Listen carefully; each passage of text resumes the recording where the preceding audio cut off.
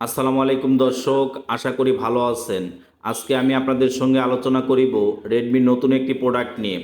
রেডমির নতুন একটি product launch করেছে রেডমি 13।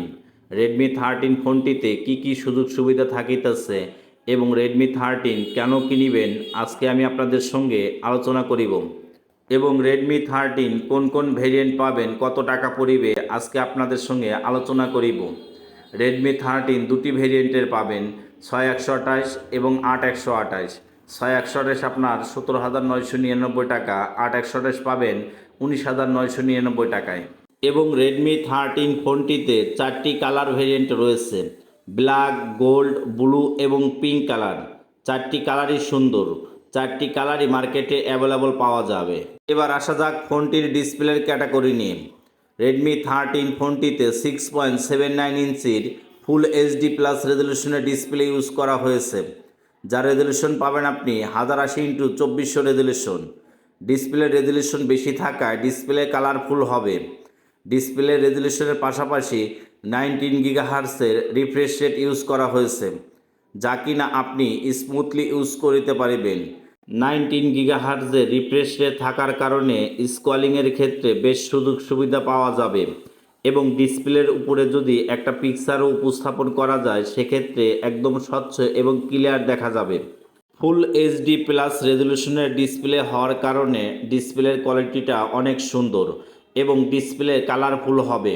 ডিসপ্লের দিক থেকে ফোনটিতে কমতি থাকিতেছে না, ডিসপ্লের ক্যাটাগরি খুবই সুন্দর পাওয়া যাবে। এবার আসা যাক ফোনটির ব্যাটারি ব্যাকআপ নিয়ে। রেডমি 13 ফোনটিতে 5030 mAh-এর ব্যাটারি ইউজ করা হয়েছে। ব্যাটারি ব্যাকআপও বেশ ভালো পাওয়া যাবে, তবে প্রাথমিক অবস্থায় হাইপার ওএস আপডেট আসার কারণে ফোনটির চার্জ ব্যাকআপ তুলনামূলকভাবে কম যেতে পারে। পরবর্তী সময় চার্জ ব্যাকআপ অটোমেটিকলি বৃদ্ধি পাবে। হাইপার ওএস আপডেট আসার পরে চার্জ ব্যাকআপটা কমে গেলেও পরবর্তী নেক্সট আপডেটে আপনার চার্জ ব্যাকআপটি অটোমেটিকলি বৃদ্ধি পাবে। এবং ফোনটিতে চার্জ করার জন্য 13 3 ওয়াটের চার্জার রয়েছে। এবার আসা যাক ফোনটির চিপসেটের বিষয়। রেডমি 13 ফোনটিতে মিডিয়াটেকের Helio G91 ultra processor use করা হয়েছে, যা কিনা বর্তমান মার্কেট পজিশনের একদম লেটেস্ট একটি চিপসেট। মিডিয়াটেকের হিলিও G91 আলট্রা প্রসেসরটি আপডেট হওয়ার কারণে গেমিংয়ের ক্ষেত্রেও ভালো সুযোগ সুবিধা পাবেন। গেমিংয়ের ক্ষেত্রে মিডিয়াটেকের হিলিও G91 আলট্রা প্রসেসরটি এগিয়ে থাকবে, কারণ শাওমি রেডমি 13 ফোনটিতেই সর্বপ্রথম অপারেটিং সিস্টেম হিসাবে হাইপার ওএস অপারেটিং সিস্টেম চালু করেছে। হাইপার ওএস অপারেটিং সিস্টেম চালু করার কারণে আগামী 4 বছর অ্যান্ড্রয়েড সিকিউরিটি সিস্টেমগুলো আপডেট পাওয়া যাবে এবং ফোনটিতে দুটি সিম একসঙ্গে ইউজ করা যাবে। এবার আসা যাক ফোনটির ক্যামেরার বিষয়। রেডমি 13 ফোনটিতে 108 মেগাপিক্সেলের সুপার ক্লিয়ার ক্যামেরা ইউজ করা হয়েছে। ক্যামেরার কোয়ালিটি সুন্দর পাবেন। ক্যামেরার দিক থেকে ফোনটিতে কোনো অংশে ঘাটতি নেই। ক্যামেরার কোয়ালিটি সুন্দর পাবেন, কারণ ক্যামেরার অ্যাপারচারের মান অনেক কমানো আছে। 1.75 অ্যাপারচারের মান ইউজ করা হয়েছে, যার কারণে ক্যামেরার কোয়ালিটি সুন্দর হবে।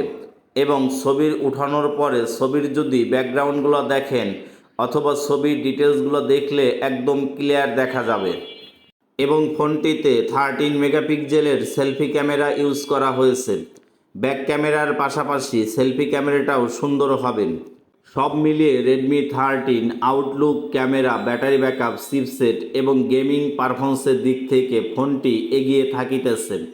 তো বন্ধুরা, ফোনটি আপনাদের কাছে কেমন লেগেছে এবং ব্যবহার করার জন্য কতটা যৌক্তিক, অথবা আপনার নিজের জন্য ফোনটি ব্যবহার করতে পারেন। বাজেট সেগমেন্টের মধ্যে ফোনটির কনফিগারেশন আমার কাছে বেশ ভালোই লেগেছে।